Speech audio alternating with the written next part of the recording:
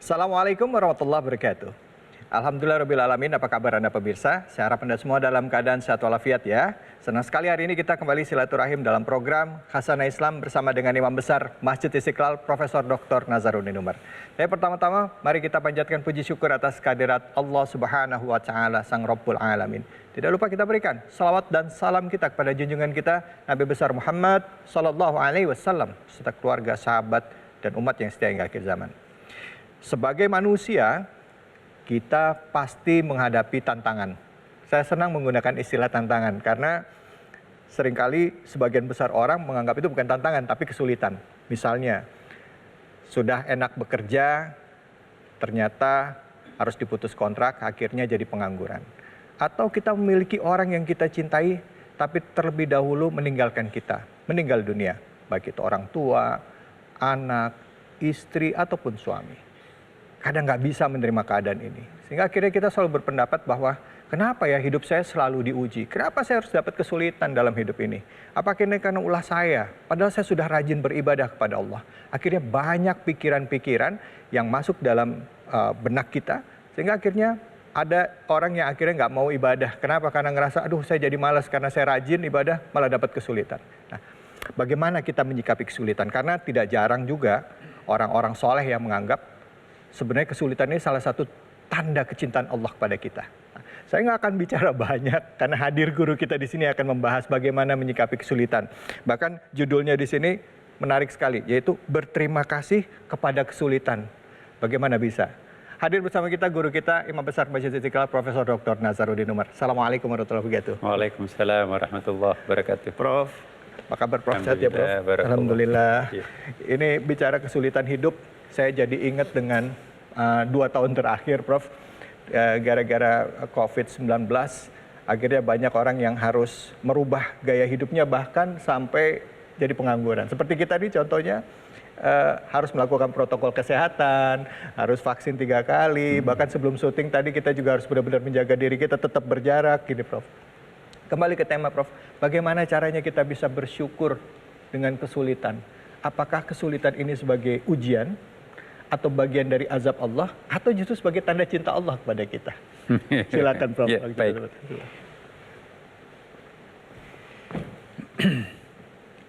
Bismillahirrahmanirrahim. Assalamualaikum warahmatullahi wabarakatuh. Waalaikumsalam warahmatullahi wabarakatuh. Para pemirsa yang dimuliakan Allah Subhanahu wa taala, kembali berjumpa lagi dalam kesempatan yang sangat terbatas ini, tetapi mudah-mudahan ada berkah untuk kita semuanya, ya.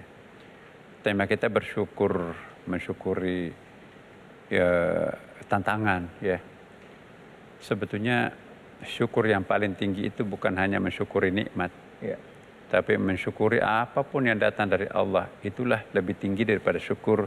Dalam Al-Quran disebut dengan syakur Allah ya. Yang banyak itu syukur, lebih banyak lagi tidak bersyukur. Apa perbedaan syukur dan syakur? Syukur itu mensyukuri nikmat Allah, nikmat promosi, nikmat rezeki, nikmat anak soleh, nikmat rumah mewah, nikmat beli kendaraan baru, nikmat perasaan damai. Ya, berbagai kenikmatan itu disyukuri. Ya, itu wajar. Tapi kalau mensyukuri apapun datang dari Allah, termasuk penyakit, PHK, penderitaan, kekecewaan, bala, musibah, kalau orang mensyukuri semuanya itu, maka itu disebut dengan asyakur. Ma'rifahnya sudah sampai tingkat tinggi. Karena mereka sudah yakin segala sesuatu yang datang dari Allah itu pasti baik. Cuma kita belum manfaat, belum bisa memahami apa di balik cobaan tantangan itu. Saya pernah nyampaikan juga pada beberapa waktu yang lalu di kesempatan yang sama seperti ini ya, bahwa hanya karena kita tidak tahu apa hikmah di balik penyakit itu, maka kita menjerit pada saat kita ditimpa musibah penyakit. Ya, kalau kita menyimak hadis Nabi ya, sehari kita dilanda penyakit demam, diampuni dosa kita selama 1 tahun. Allah. Tidak ditimpa suatu musibah bagi seseorang, melainkan musibah itu pencuci dosa masa lampau. Tanda-tanda jika Allah mencintai hambanya, dia menyegerakan siksanya datang di awal di dunia supaya nanti tidak transit lagi di neraka. Coba kalau kita menghayati hadis-hadis ini, maka kita tidak perlu menjerit pada saat ada musibah. Sebab musibah itu surat cinta Tuhan tandanya dia mencintai kita, maka dia lunasi kita di dunia ini supaya nanti nggak menjadi penghuni neraka, ya kan. Nah, jadi para pemirsa, bagi orang yang sudah sampai ke tingkat ma'rifah yang lebih tinggi, memang betul jarak antara penderitaan dan kenikmatan itu makin sedikit, makin dekat. Seperti satu mata uang yang memiliki dua sisi. Karena kita kan kadang-kadang salah mendefinisikan sesuatu. Wah, ini bahaya nih, musibah ini. Kok berkali-kali, berhari-hari, bahkan kita sudah bernazar segala macam untuk minta sejodoh dengan si X. Tapi kok orang lain, tetangga yang dapat. Tuhan diskriminatif lah. Memang dasar manusia sial. Dia nyalain dirinya sendiri, takut menyalahin Tuhan, ya kan. Nah, ini contoh orang yang tingkat ma'rifah, kearifannya itu belum standar, masih kurang. Padahal Allah mengingatkan kita, فَإِذَا أَزَمْتَ فَتَوَكَّلْ عَلَى اللَّهِ إِنَّ اللَّهَ يُحِبُّ الْمُتَوَكِّلِينَ. Kalau kalian sudah berupaya semaksimal mungkin, serahkan dirinya kepada Allah. Tawakal. Inna Allah yuhibbul mutawakkilin. Sesungguhnya Allah mencintai orang-orang yang tawakal. Ya, jangan sampai seperti tadi. Hanya karena kita nggak tahu hikmah di balik penderitaan, hikmah di balik musibah, hikmah di balik kegagalan, hikmah di balik penundaan promosi, hikmah di balik penyakit ini, ternyata ada lebih besar yang Allah lindungi untuk diri kita sendiri. Kan ada ayatnya menenangkan hati kita kan. Asa an takrahu syai'an wa khairul lakum. Boleh jadi menurut engkau itu adalah buruk, tapi bagimu itu adalah baik. Wa asa an tuhibbu syai'an wa khairul lakum. Boleh jadi menurut engkau itu adalah baik tetapi buruk bagimu. Nah, jadi Allah itu punya definisinya sendiri yang pada akhirnya pasti dia benar dan pasti dia menang dan pasti memang itu yang paling benar. Nah, jadi saya ingin mengingatkan kepada kita semuanya, kalau kita menghadapi sebuah tantangan, berterima kasihlah. Sebab itu tanda cinta Allah. Surat cinta itu kan harus disyukuri sebetulnya. Jadi jangan menjerit pada saat diuji musibah. Jangan sampai kita berada pada posisi menyalahkan Tuhan atau menyalahkan diri sendiri. Kita sudah berusaha semaksimal mungkin. Sholat tahajud lah, puasa Senin Kamis lah. Tetangga kita nggak pernah tersentuh air wudhu, malah dia dapat semuanya. Enak. Ya, jangan dulu. Justru jangan-jangan ini yang terbaik buat kita, ya kan. Nah, saya kira nanti kita akan bahas setelah ini bagaimana mendefinisikan kebahagiaan itu sendiri. Jangan mengcopy paste kebahagiaan orang lain, kita anut menjadi itu kebahagiaan menurut diri sendiri, itu menciptakan neraka dalam diri itu sendiri. Mendefinisikan kebahagiaan menengok ke atas lapis sekian tingkatan di atasnya, ya itu tidak akan pernah mendapatkan kebahagiaan. Tapi coba kita melihat ke bawah, alhamdulillah ternyata masih banyak orang di bawah saja. Rasa syukur itu muncul. Tapi saya kira kita akan bahas nanti setelah pesan-pesan berikut ini. Ya, baik Prof. Terima kasih banyak. Kita akan lanjutkan lagi bagaimana kita mendefinisikan kebahagiaan. Ya, kebahagiaan yang hakiki itu bukan menyamakan dengan kebahagiaan orang, kata Profesor tadi. Tapi Prof tadi belum dijawab, Prof. Mungkin ini jadi pertanyaan bagi kita juga. Kalau kita mendapatkan kesulitan, Prof, apakah itu akibat ulah tangan kita sendiri? Atau itu memang takdir dari Allah? Atau memang ini wujud cinta Allah kepada kita? Tetap di sini, di Khazanah Islam bersama dengan Imam Besar Masjid Istiqlal, Profesor Dr. Nazaruddin Umar. Jadi permohonan kita kepada Allah ditolak, boleh jadi seperti permohonan seorang bayi minta pisau tajam tidak diberikan oleh ibunya. Kalau kita menanam benih-benih surga pasti dapat surga, tapi kalau menanam benih-benih neraka, ya neraka yang kita panen.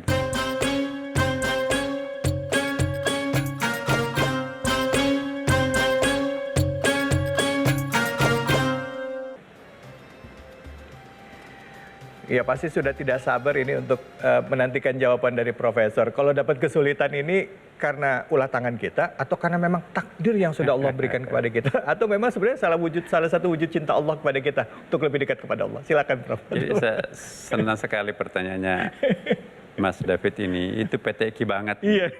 Ini para pemirsa, ini kandidat dokter di PTQ. Amin ya Allah. Amin. Cirinya PTQ itu analisisnya sangat tajam terhadap teks ayat-ayat dan Amin. insya Allah mudah-mudahan cepat selesai. Amin, insya Allah. Jadi betul, apakah musibah itu sebetulnya? Ya, apakah itu adalah pencuci dosa masa lampau? Jawabannya iya pasti, ada hadisnya kan? Ya. Ya. Apakah musibah seperti penyakit dan seterusnya itu ulah tangan kita sendiri? Jawabannya juga boleh jadi iya, kan ada juga ayatnya kan, dharal fasadu fil barri wal bahr bima kasabat aydin nas. Ya kan, telah muncul kerusakan di atas daratan ini dan di lautan itu karena ulah manusia itu sendiri.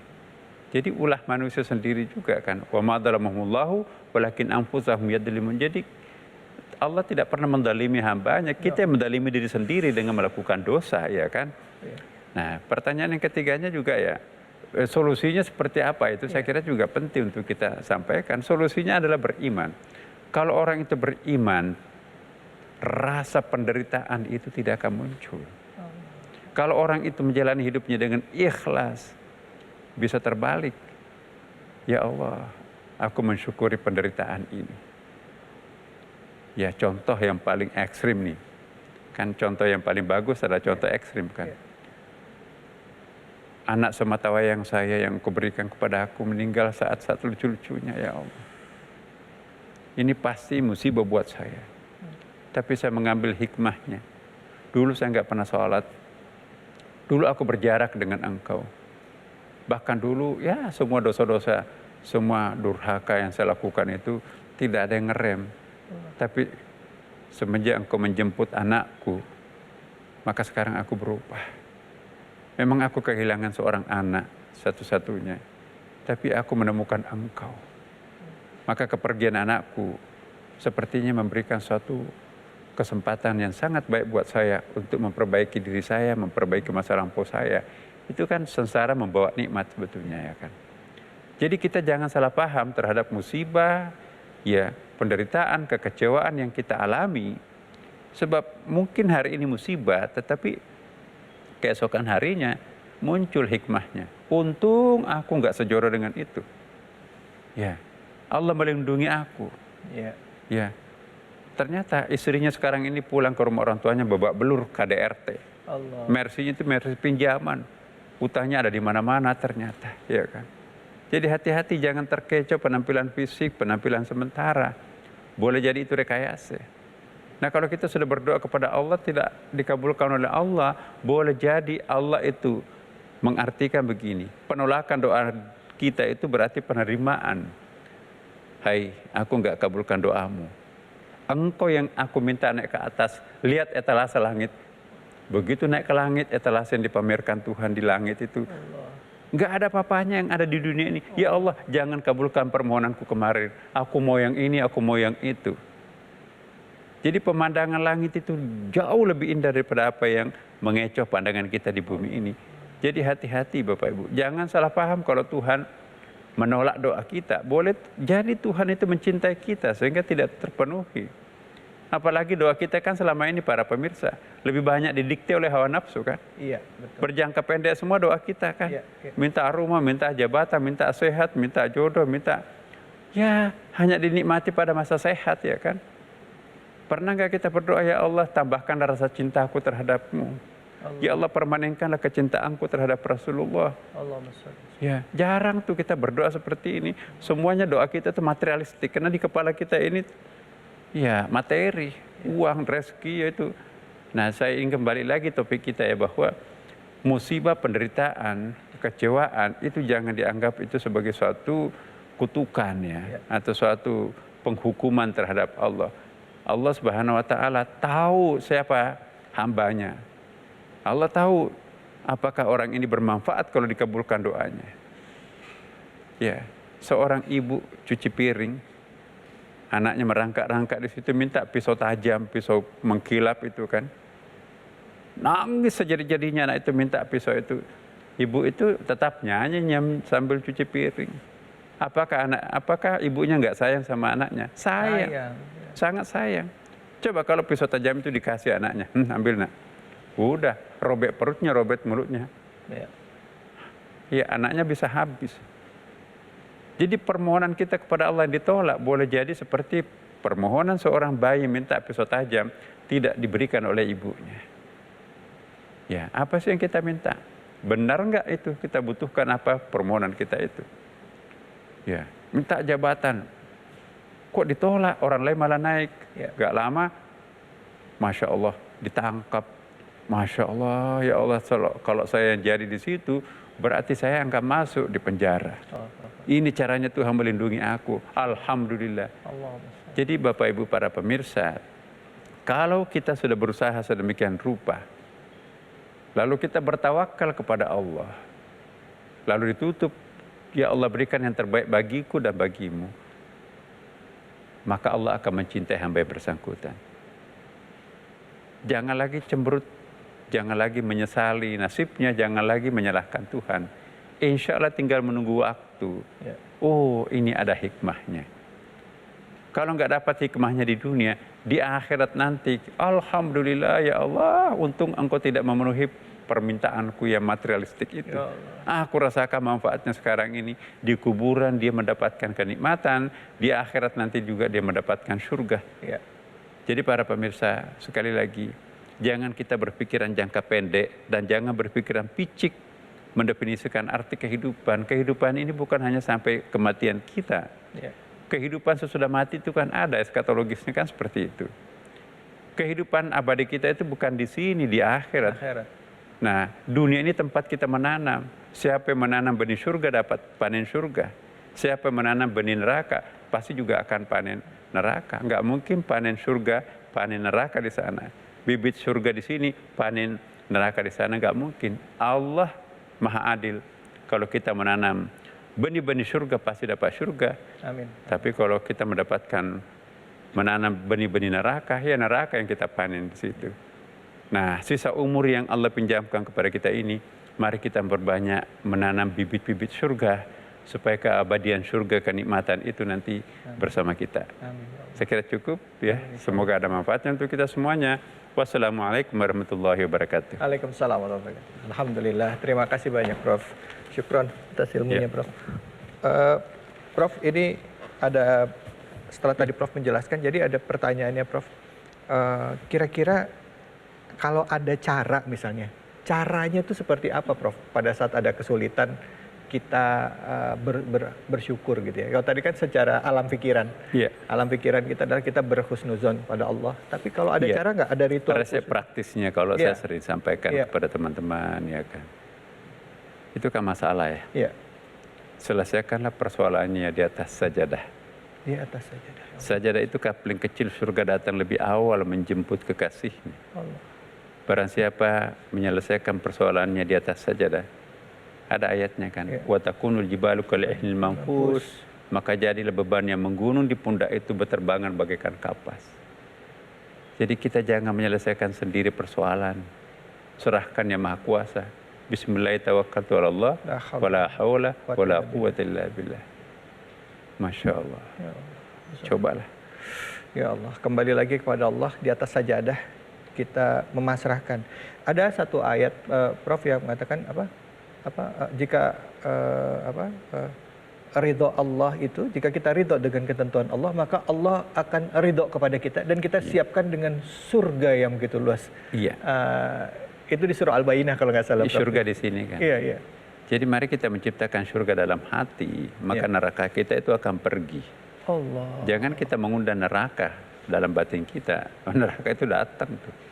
Memang dari dulu dia tunggu-tunggu pintu masuknya di mana. Jadi kalau orang ikhlas itu menutup pintu nerakanya sendiri. Orang ikhlas itu nggak pernah menggerutu kecapean. Orang ikhlas itu nggak pernah marah. Orang ikhlas itu nggak pernah kecewa. Orang ikhlas itu nggak pernah salah paham terhadap Tuhannya. Orang ikhlas itu akan nyaman menjalani kehidupannya. Lewat semua pandangan-pandangan, opini-opini macam-macam itu. Keikhlasan itu adalah kehidupan sejati. Ya Allah. Ya. Di mana ada keikhlasan, di situ pasti ada keajaiban. Nggak mungkin ada keajaiban hidup tanpa keikhlasan. Maka itu ikhlaslah menjalani kehidupan. surga datang lebih awal sebelum waktunya. Allahu Akbar. Ikhlaslah jalani kehidupan, maka surga akan datang lebih awal dalam kehidupanmu. Masya Allah. Di dunia saja sudah merasakan surga. Surganya itu damai dalam hati ya, Prof ya.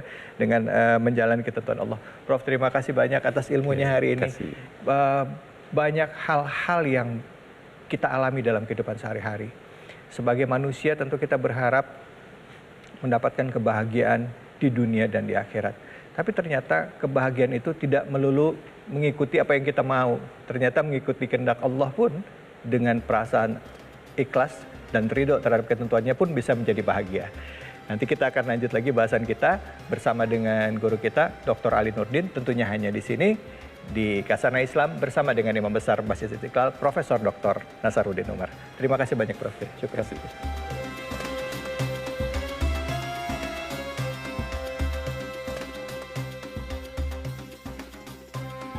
Maka jangan terlalu berlebihan merasa percaya diri. Libatkanlah Allah dalam setiap menyelesaikan ujian masalah kita. Karena hakikatnya yang membuat ujian itu adalah Allah.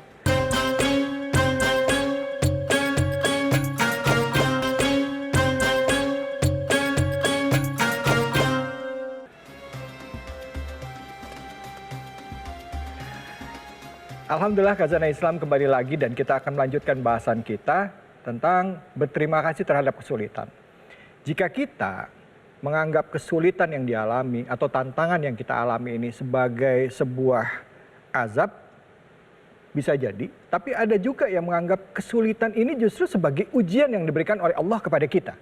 Nah, kadang ada yang mengatakan ini tergantung persepsi. Oh tidak, tapi ini justru tergantung dari pribadi kita sehari-hari. Makanya konsekuensi dari kesulitan yang kita hadapi itu nanti akan bisa dilihat apakah ini ujian atau azab. Tapi ini pendapat ya. Nah, kita akan membahas lebih dalam konteks ini sebagai ujian ya. Seandainya ini sebagai ujian, apakah betul bahwa kesulitan yang kita hadapi ini tidak akan melebihi batas kemampuan kita? Nah, untuk membahas soal ini di segmen ketiga ini sudah hadir guru kita, Dr. Ali Nurdin. Assalamualaikum warahmatullahi wabarakatuh. Waalaikumsalam warahmatullahi wabarakatuh. Apa kabar Pak Dokter? Alhamdulillah. Sehat. Alhamdulillah. Ya. Maaf mengganggu aktivitasnya dan selalu bertanya ini tentang keseharian. Karena tidak sedikit orang Pak Dokter yang pada saat diuji kesulitan, kadang selalu bilang, wah ini ujian dari Allah. Tapi ada yang bilang juga, jangan kegeeran, bisa jadi bukan ujian, tapi itu azab. Tapi balik lagi ke pertanyaan awal. Apakah setiap sulit yang kita hadapi itu pasti ada batasannya atau pasti tidak akan mungkin di luar kemampuan kita? Silakan. Makasih.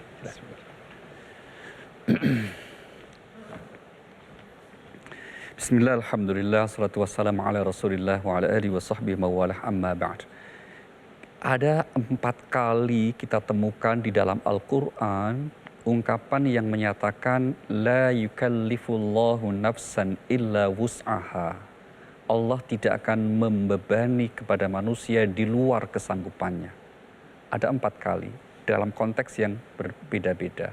2 kali berkaitan dengan konteks ujian hidup di dalam keluarga, termasuk kewajiban-kewajiban suami misalnya untuk memberi nafkah kepada keluarganya, maka itu tidak akan dibebani di luar kesanggupannya. 1 kali berkaitan dengan taklif atau pembebanan dari Allah secara umum, itu yang ada di akhir surah Al-Baqarah, la yukallifullahu nafsan illa wus'aha. Dan 1 kali, ini yang menarik, ini yang ada di surah Al-Mu'minun, itu berkaitan dengan hal tersebut telah Allah tetapkan di dalam kitab Lauh Mahfuz. La yukallifullahu nafsan illa wus'aha waladaina kitabu yantiqu bil haqq wa hum la yuzlamun. Ini menarik sekali. Allah tidak akan membebani manusia melainkan sebatas kemampuannya, dan itu telah ditetapkan oleh Allah di Lauh Mahfuz, dan Allah tidak akan berbuat zalim, menganiaya hambanya dengan memberi beban hidup, memberi ujian melebihi kemampuannya. Maka keyakinan yang ingin dibangun di Al-Quran agar kita percaya bahwa setiap ujian telah Allah ukur, kita mampu pasti menghadapinya. Kalau ada orang merasakan berat cobaannya, sehingga kemudian misalnya sampai berputus asa, kita ingin menggarisbawahi itu tidak mungkin Allah menguji di luar kesanggupannya. Karena kalau sampai Allah lakukan seperti itu namanya zalim. Ibarat seorang dosen menguji anak-anak mahasiswanya di semester 1 dengan semester 1 S1 dengan soal-soal ujian untuk S3. Ibarat anak sekolah yang masih usia SD kok diberikan ujian sekolah untuk soal SMA, itu namanya zalim. Dan Allah berulang-ulang di Al-Quran mengatakan, Innallaha la yadlimun nasa syai'an walakinnan nasa anfusahum yadlimun. Sungguh Allah tidak akan menganiaya hambanya sedikit pun, tapi seringkali manusia yang menganiaya dirinya sendiri. Jadi Bapak Saudara, kita harus yakin bahwa setiap ujian hidup itu telah diberikan kemampuannya untuk kita menghadapinya. Maka kalau ada orang merasa berat, bukan ujiannya yang berat, tapi sikap orang itu yang keliru. Saya ingin buktikan. Misalnya saya memegang gelas. Gelas ini airnya sedikit. Tapi kalau kemudian gelas itu kita pegang terus-menerus begitu ya, lama waktunya, maka akan capek tangan kita ini. Demikian juga hidup. Kalau orang itu menghadapi ujian hidupnya yang tanpa kecerdasan, yang diatur oleh agama, maka berat, capek. Caranya bagaimana? Serahkanlah. Setelah kita coba berusaha sungguh-sungguh untuk menghadapinya, serahkanlah kepada Allah. Itulah setiap hari kalau kita sebagai Muslim diajari sikap Iyyaka na'budu wa iyyaka nasta'in. Hanya kepadamu ya Allah kami menyembah, hanya kepadamu ya Allah kami mohon pertolongan. Maka jangan terlalu berlebihan merasa percaya diri untuk mengambil masalah, menyelesaikan masalah sendirian tanpa melibatkan Allah. Salah kita. Libatkanlah Allah dalam setiap menyelesaikan ujian masalah kita. Karena hakikatnya yang membuat ujian itu adalah Allah. Kitalah yang kemudian menjadi objek untuk diberi ujian dan kita pasti sanggup untuk menghadapinya kalau cara kita menghadapi mengikuti sesuai dengan petunjuk yang mengikuti ujian. Kuncinya adalah berprasangka baik kepada Allah Subhanahu wa taala bahwa ujian itu pasti kita sanggup untuk menghadapinya. Saya kasih contoh ilustrasi lagi yang paling sederhana Bapak Saudara. Misalnya kalau kita habis belanja nemeni istri, ini penting para suami nemeni istri ya. Misalnya kemudian kita bawa 5 kilogram beras. Nah terus kemudian akhirnya apa? Akhirnya kita minta tolong asisten rumah tangga kita untuk bawa ke dalam. Itu angkat berasnya ya gitu. Terus kata si mbaknya mengatakan, berat Pak. Kita bilang apa? 5 kilogram kamu bilang berat. Nggak niat sih kamu ngangkatnya. Nah sama, orang kalau nggak niat menghadapi kesulitan hidupnya, yang ringan pun terasa berat. Maka agar tidak terasa berat, sekali lagi limpah dan selalulah menyertakan Allah dalam setiap kita menghadapi persoalan ujian hidup kita. Karena pasti kita akan sanggup untuk menghadapinya. Baik Ustadz. Bagaimana dengan orang-orang yang menganggap bahwa dia udah nggak kuat lagi sama masalah ini karena masalah itu datangnya bertubi-tubi. Oke. Dan tidak jarang Ustadz yang akhirnya jadi stres. Oke, baik. Masuk ke rumah sakit jiwa atau akhirnya mendatangi pakar terapis dan tidak jarang juga yang akhirnya bunuh diri. Oke. Nah, apakah ini tanda bahwa sebenarnya orang ini nggak kuat dengan ujian yang Allah berikan? Tapi nanti kita bahas. Oke, siap. Dan apakah betul bahwa setiap ujian yang kita alami, kalau kita mau menjalaninya seperti yang tadi disampaikan Ustadz, bahwa nanti akan berbuah kebaikan. Oke. Hanya di sini kita akan lanjut lagi. Tetaplah di Khazanah Islam bersama dengan Imam Besar Masjid Istiqlal, Profesor Dr. Nazaruddin Umar.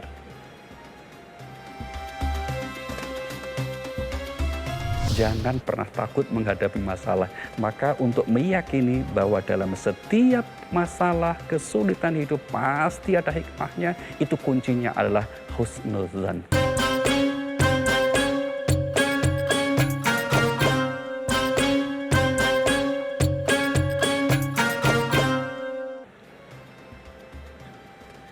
Fa inna ma'al usri yusra, inna ma'al usri yusra.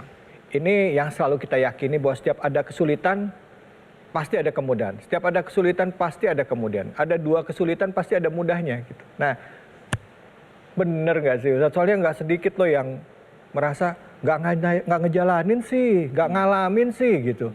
Aku sampai stres ini siapa yang minta? Silakan Prof. Baik, terima kasih. Saya berangkat dari kalimat terakhir. Aku stres siapa yang minta? Iya. Saya tanya siapa yang suruh juga kamu stres? Kita selalu punya pilihan untuk stres atau tidak stres. Iya. Oke, baik. Mari kita lihat petunjuk ayatnya. Di surah Yusuf, surah 12, ayat 86-87, itu jelas sekali bagaimana cara kita menghadapi masalah, ujian hidup yang mungkin datang bertubi, ibarat pepatah sudah terjatuh ketimpa tangga gigit anjing, misalnya kira-kira itu menumpuk gitu. Bagaimana caranya? Perhatikan surah 12 ayat 86. Rekaman ucapan Nabiullah Yakub alaihissalam ketika menghadapi masalah yang bertubi. Apa itu masalah beliau? Anaknya. Yusuf hilang. Binyamin kemudian juga nyusul ketinggalan. Terus kemudian perilaku putra-putranya yang lainnya tidak baik. Maka sampai begitu sedihnya beliau kemudian mengalami gangguan kesehatan. Tapi kita tidak boleh mengatakan stres, karena Nabi kok mungkin stres kan. Iya. Apa yang beliau katakan kepada Allah? Dalam munajatnya beliau katakan begini, Innama ashku bathi wa husni ilallah wa a'lamu minallahi ma la ta'lamun. Dia berkata, sesungguhnya kuserahkan duka citaku, kesedihanku, masalahku hanya kepada Engkau ya Allah. Poin kita perhatikan. Berarti apa? Rilis, lepaskan masalah kita. Maka tadi saya katakan, masalah ujian hidup yang meskipun ringan, sepele, kalau terus kita coba masukin hati, pikirin, handle sendiri, stres. Maka agama mengajarkan, lepaskanlah, letakkanlah. Dan itulah yang disebut dengan tawakal. Maka kalau kemudian lanjutan ayat mengatakan, kalau orang itu putus asa, berarti dia tidak melibatkan Tuhan. Wala yai'asu min rohillah innahu la yai'asu min rohillah illal qaumul kafirun. Jangan putus asa. Kalau kamu putus asa, berarti kamu tidak percaya sama Tuhan. Karena Allah mengatakan tidak ada orang yang putus asa kecuali orang yang enggak bertuhan.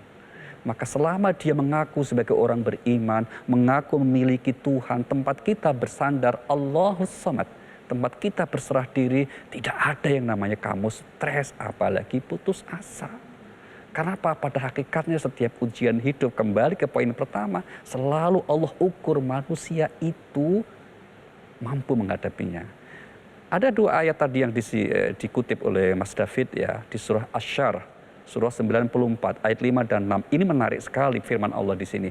Fa inna ma'al usri yusra, inna ma'al usri yusra. Bersama, bukan setelah. Ingat, ayat ini mengatakan bersama.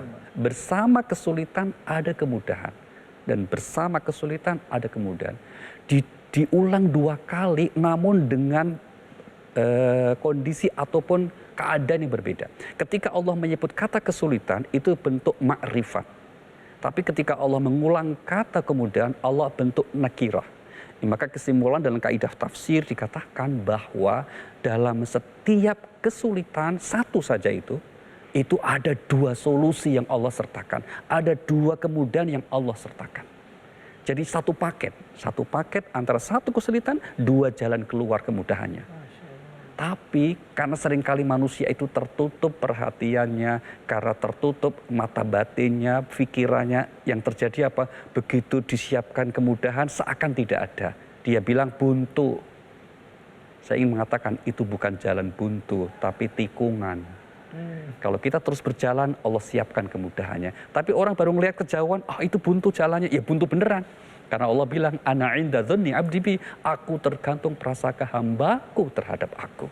Artinya apa? Kalau seseorang selalu berprasangka baik kepada Allah Subhanahu wa taala, seberat apapun masalah, sebanyak apapun kesulitan, selalu ada solusi jalan keluarnya. Mari kita buktikan. Para rasul, kekasih Allah, orang-orang dikasih oleh Allah, masalahnya ya berat-berat.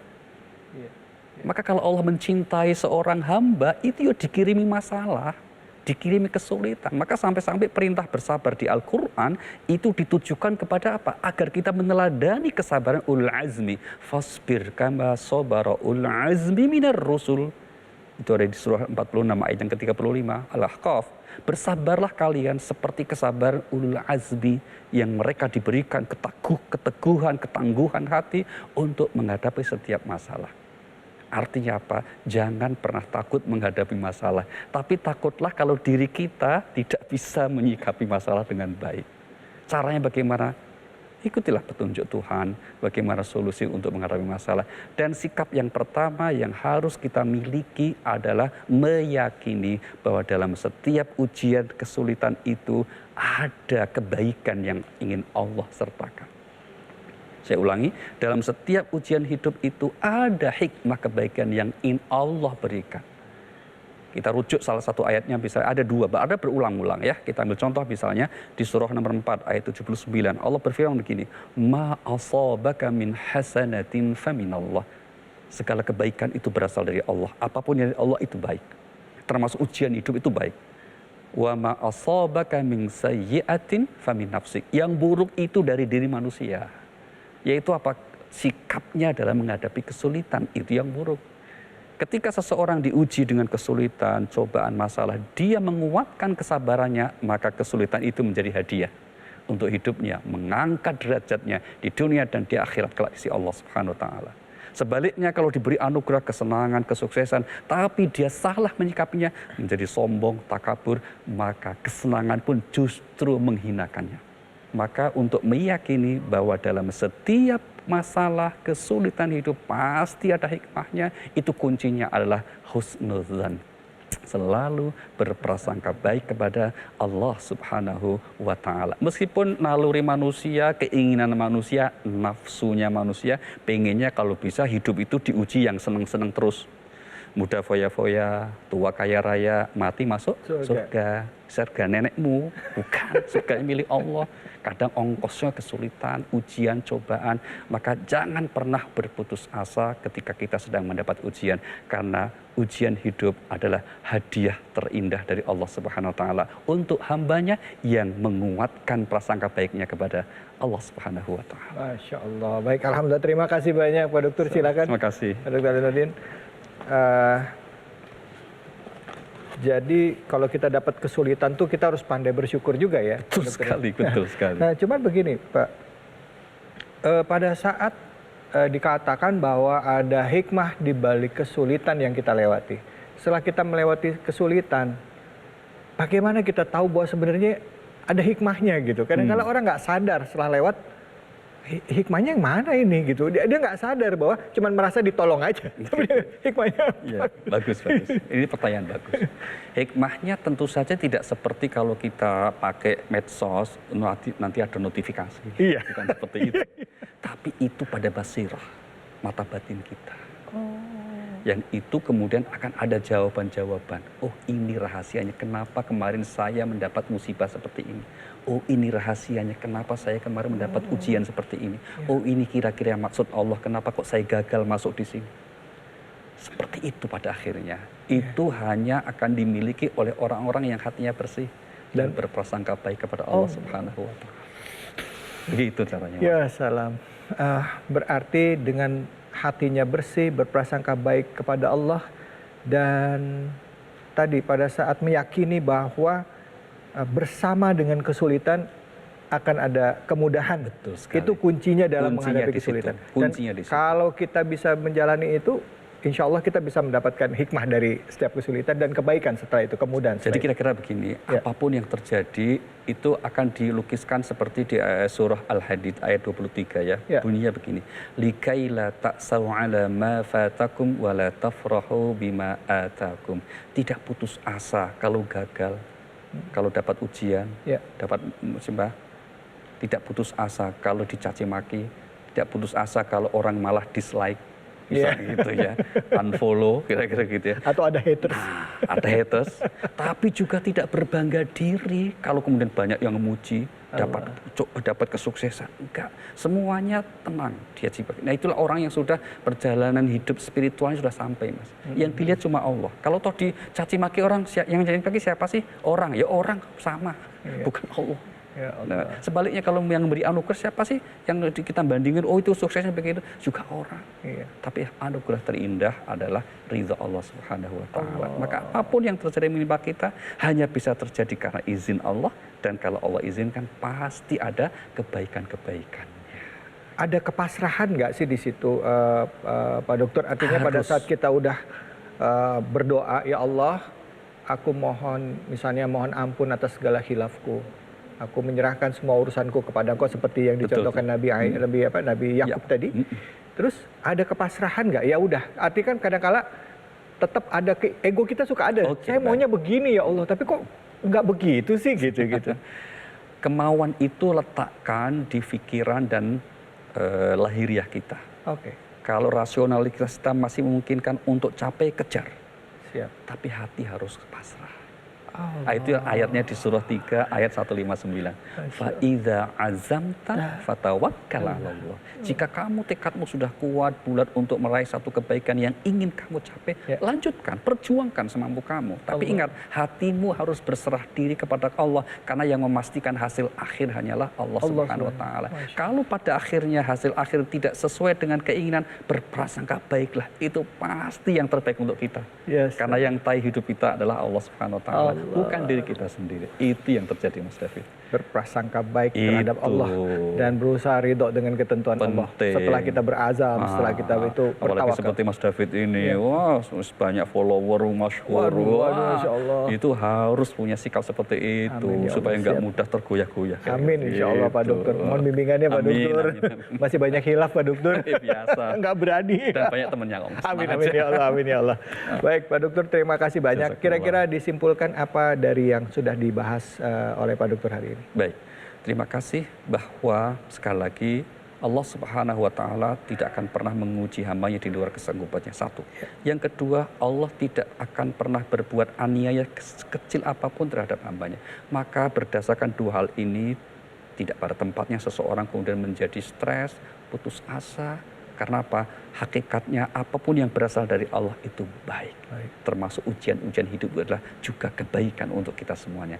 Maka berkonsentrasi dengan sikap yang tepat ketika menghadapi ujian adalah cara terbaik agar kita selalu lulus dalam setiap ujian. Masya Allah, Alhamdulillah. Berprasangka baik ini kata dasarnya pada saat kita menghadapi setiap ujian. Insya Allah mudah-mudahan kita bisa termasuk orang-orang yang mendapatkan derajat ya, ketingkatan derajat kemuliaan setelah kita melewati ujian yang diberikan oleh Allah. Bisa semakin lebih bertakwa, semakin sabar, dan bisa melihat hidup ini dari sudut pandang yang baik. Karena Betul Allah sekali. itu baik dan maha baik. Betul sekali. Kita tentunya mengucapkan terima kasih atas kebersamaan Anda pemirsa. Waktunya sudah habis ini Pak Dokter, izin pamit dulu. Selalu setia saksikan Khazanah Islam bersama dengan Imam Besar Masjid Istiqlal Profesor Dr. Nazaruddin Umar dan juga para ulama-ulama lain yang selalu meluangkan waktunya untuk bisa membagi ilmunya kepada kita. Hanya di sini di Metro TV. Saya David Halik, wabillahi taufiq wal hidayah. Assalamualaikum warahmatullahi wabarakatuh. Waalaikumsalam warahmatullahi wabarakatuh. Metro TV